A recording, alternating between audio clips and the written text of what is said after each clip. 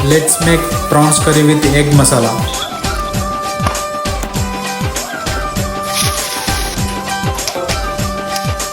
ఉట్టి మీద కూడు ఉప్పు చేపతోడు